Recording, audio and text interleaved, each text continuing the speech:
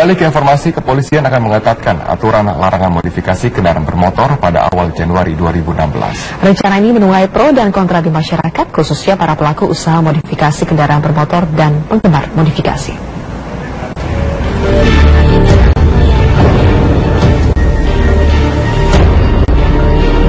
Direktorat Lalu Lintas Polda Metro Jaya awal Januari 2016 akan menerapkan aturan ketat mengenai larangan modifikasi kendaraan bermotor. Aturan tersebut tertuang pada pasal 277 Undang-Undang Nomor 22 Tahun 2009 tentang lalu lintas angkutan jalan dengan ancaman pidana penjara paling lama 1 tahun atau denda maksimal 24 juta rupiah. Regulasi cukup lama. Itu kan diatur dalam Undang-Undang Nomor 22 2009 tentang lalu lintas dan angkutan jalan, khususnya pada pasal 277, di mana bahasa setiap orang yang memasukkan kendaraan bermotor, kereta gandengan, kereta tempelan dan sebagainya, termasuk membuat, merakit, memodifikasi kendaraan yang mengakibatkan perubahan tipe, itu sudah merupakan tindak pidana kejahatan. Di situ ancamannya adalah kurungan 1 tahun, kemudian dendanya adalah 24 juta. Lebih lanjut, modifikasi kendaraan boleh dilakukan dengan syarat melakukan uji tipe kendaraan. Hal ini dilakukan untuk memperoleh izin atau sertifikat dari Kementerian Perhubungan. Sejumlah ketentuan yang harus dilakukan antara lain, modifikasi kendaraan bermotor hanya dapat dilakukan setelah mendapat rekomendasi dari agen pemegang merek kendaraan. Modifikasi kendaraan bermotor wajib dilakukan oleh bengkel yang ditunjuk oleh Kementerian Perindustrian. Kendaraan bermotor yang telah dimodifikasi wajib didaftarkan ke Samsat untuk memperoleh STNK baru.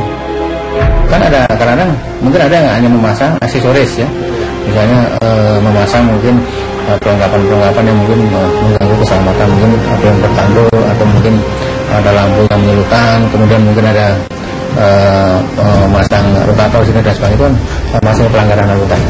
Apakah yang sudah memodifikasi yang prinsip tadi, masalah kerangka kendaraan, kemudian masalah rancang bangun kendaraan dan sebagainya, kemudian masalah rekayasa daripada kendaraan itu sendiri, itu sudah merupakan suatu kejahatan. Adanya rencana pengetatan aturan ini menuai pro dan kontra di masyarakat. Di mata para pelaku industri modifikasi kendaraan bermotor, pelarangan ini dinilai sebagai langkah membatasi kreativitas dan seni. Undang-undang itu kalau memang dibuat sebagai sebuah standar, buat saya pribadi sebagai pelaku di dunia custom nggak ada masalah. Asalkan memang undang-undang itu tidak membatasi kreativitas, karena secara langsung apa yang kita geluti, teman-teman yang geluti itu adalah industri kreatif yang mungkin kelak akhirnya juga bisa membuat kita bangga sebagai bangsa Indonesia. Kita punya sesuatu, banyak orang-orang kreatif di industri otomotif. Tapi memang batasan itu memang harus ada sosialisasi dari pihak aparat, sosialisasi yang baik ke masyarakat, bahwasanya memang undang-undang ini dibuat sebagai satu bentuk kita memodifikasi kendaraan karena harus ada standarnya. Menurut Doni, aturan soal modifikasi kendaraan yang tertuang dalam pasal 227 Undang-Undang Nomor 22 Tahun 2009 tidak menyebut secara jelas batasan dalam modifikasi.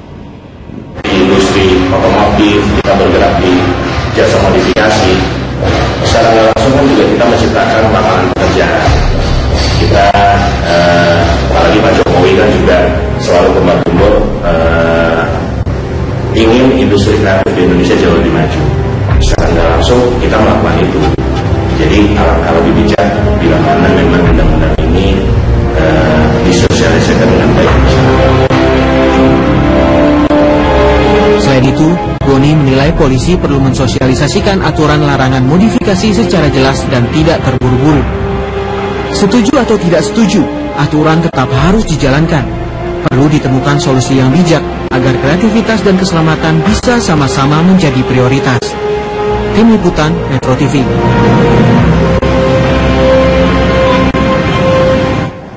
Rencana pengetatan aturan larangan modifikasi motor menuai respon yang beragam dari berbagai kalangan, di antaranya para anggota komunitas sepeda motor.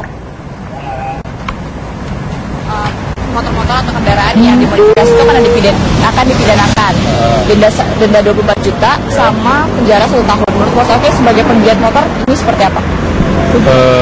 Kalau saya sih untuk pribadi saya sendiri sebenarnya setuju, karena untuk keselamatan kita, ketertiban kita di pengguna jalan biar juga enak melihat. Kalau menurut saya, kalau cuman istilah modifikasi yang istilah masih layak jalan, itu sebenarnya jangan dilarang. Itu juga kreativitas anak bangsa sebenarnya.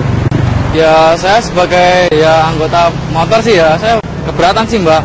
Soalnya kan kalau cuman kalau modif seadanya lah, kan cuman berubah sedikit nggak masalah. Yang penting nggak cc motor atau daya penumpang, itu nggak masalah menurut saya.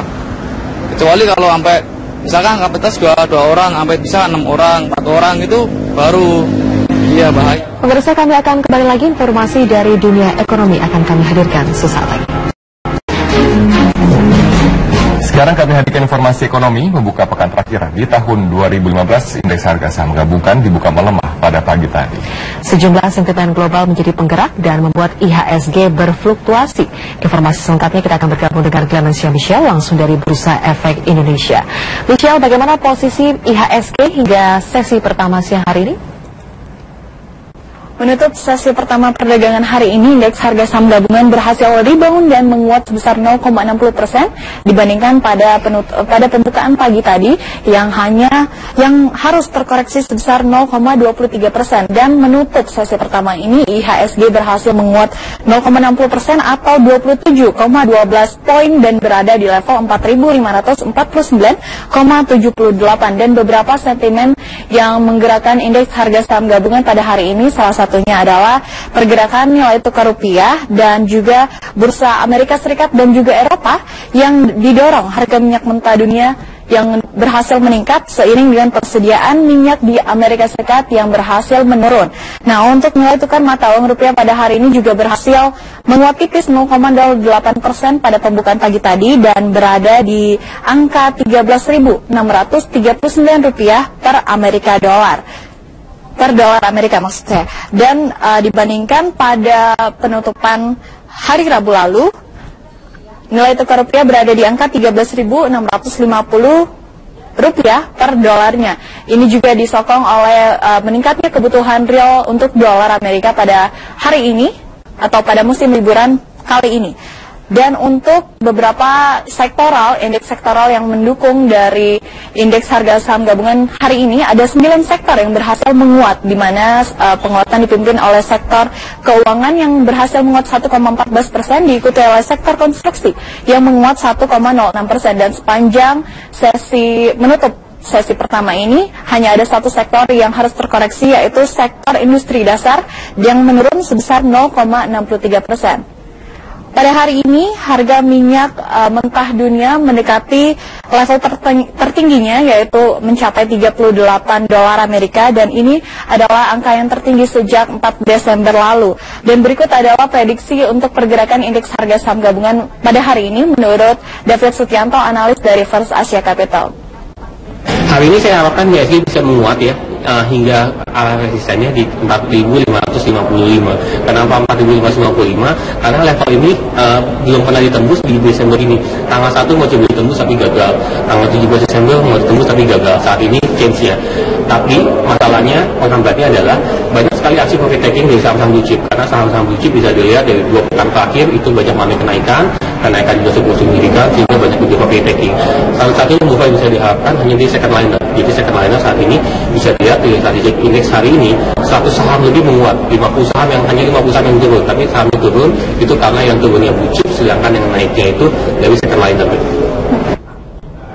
Demikian yang dapat kami laporkan. Kembali ke Anda di studio, Sylvia. Baik, Clemencia Michelle melaporkan langsung dari Bursa Efek Indonesia. Pemirsa, memasuki tutup tahun, harga sejumlah bahan pokok naik. Selain faktor pasokan, faktor permintaan masyarakat yang meningkat juga turut menyebabkan naiknya harga musiman ini. Hampir di setiap tahun, perayaan hari raya besar seperti Natal dan Tahun Baru membuat harga bahan pokok naik. Tidak terkecuali Natal tahun ini.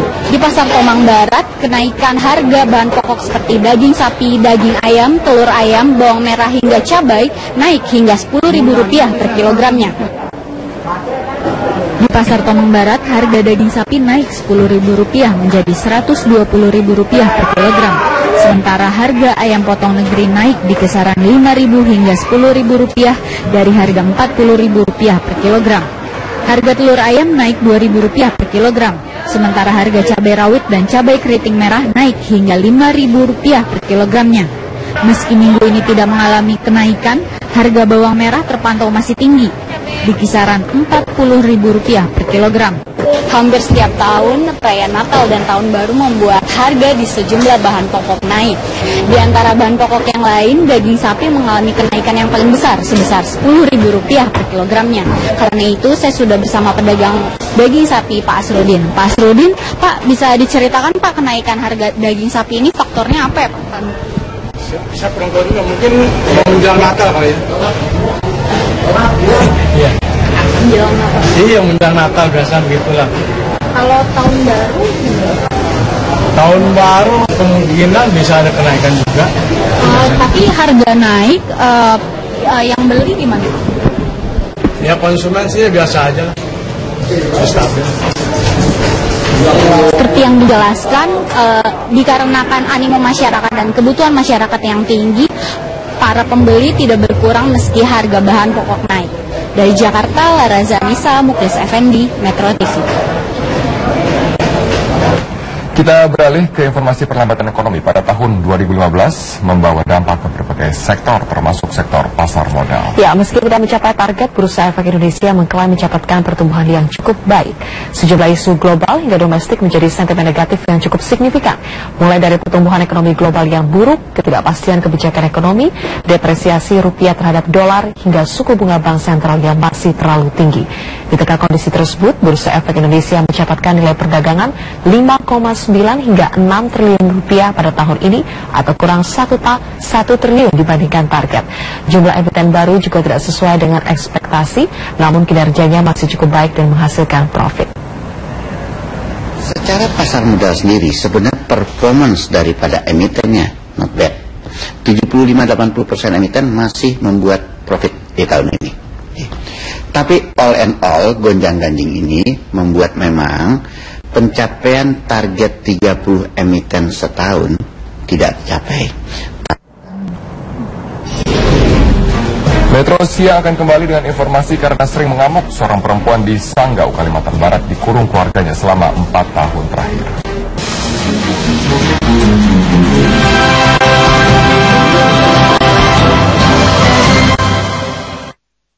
Nikmati terbang bersama Batik Air dengan film terbaru dan permainan layar sentuh. Anda juga dapat menghubungkan laptop selama perjalanan dan pelayanan yang disajikan awak kabin kami. Batik Air kini terbang dari atau ke Bandara Halim Perdana Kusuma juga Soekarno-Hatta. Mix, mix, mix, Indo Cafe Mix. Memang asik, Indo Cafe Mix. Mixnya asik, rasanya mix. Indo Cafe Mix 3-in-1. Jago dan mix. Masa manis dong. Aku pergi tahu. Daging saus brokoli ya? Gampang, kan Mama punya bumbu inti doko kita. Masaknya mudah, makanan jadi mudah. Dari satu bumbu inti doko kita, ciptakan banyak masakan. Siap dalam sekejap. Enak. Nikmat banget. Kok kita pencipta bumbu inti. Jumlahnya? Wow. Kok kita.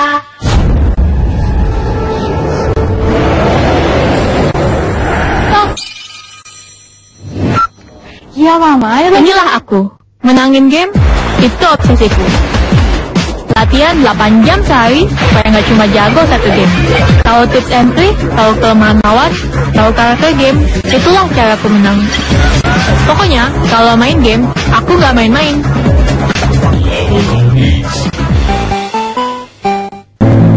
Cucuku bilang, kadang sangat sulit bangkit dari kekalahan. Tapi dia selalu semangat mencoba lagi. Mau jadi seperti kakek katanya. Bukan diabetesnya, tapi semangat hidup sehatnya. Karena dia 6 kali lebih berisiko terkena diabetes. Tropicana Slim Diabetics untukku, klasik untuknya. Tropicana Slim terpercaya menemani diabetes selama lebih dari 40 tahun.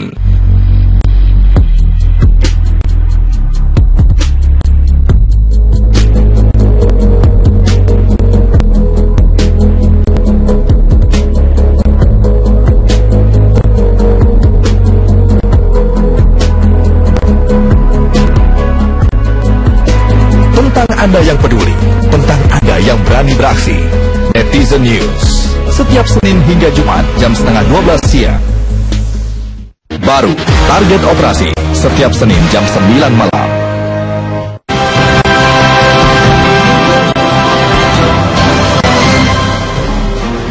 Kembali lagi bersama kami di Metro Siang. Pemirsa, aksi segel kantor aparat dan kantor koperasi dilakukan sekelompok orang di Balikpapan, Kalimantan Timur dan Solo Selatan, Sumatera Barat.